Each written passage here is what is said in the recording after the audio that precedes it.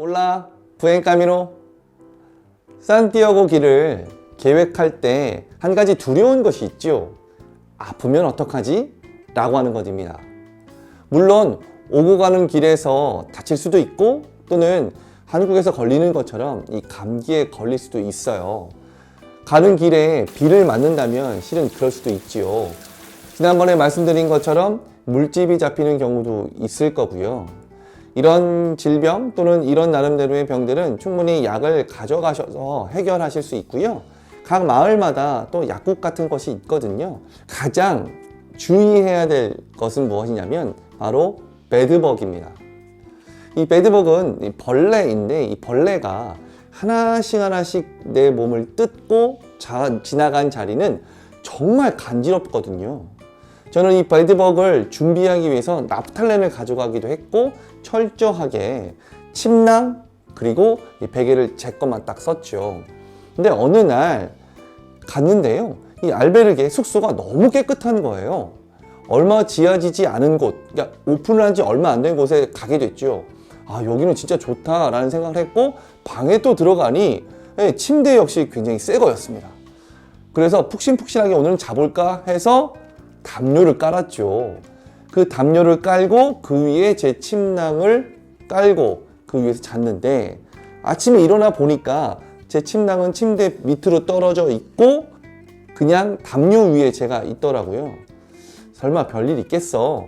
라고 하는 그날로부터 약 한 5일 후 갑자기 저 발끝에서부터 무언가 두드러기 난 것처럼 하나씩 이제 올라오기 시작한 겁니다.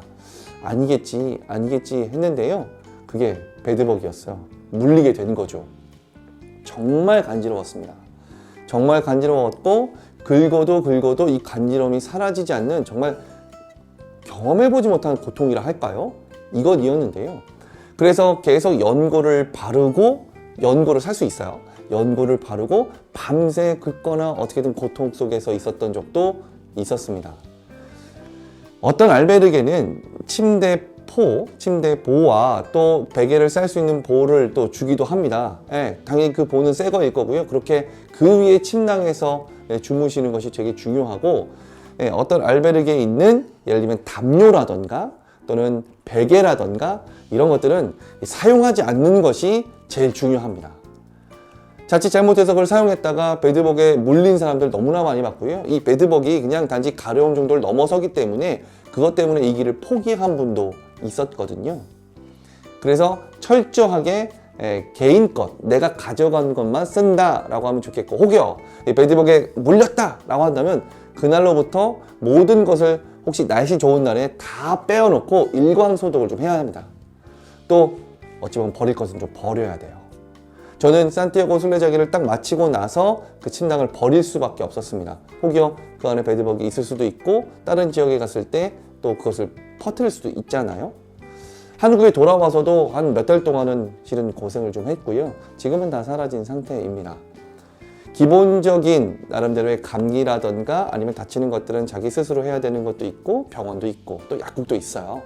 베드버그, 이게 가장 중요한데 이것만 잘 조심하신다면 걷는데 또는 자기가 원하는 바를 이 산티아고 길에서 목적을 달성하는데 어려움이 없을 겁니다.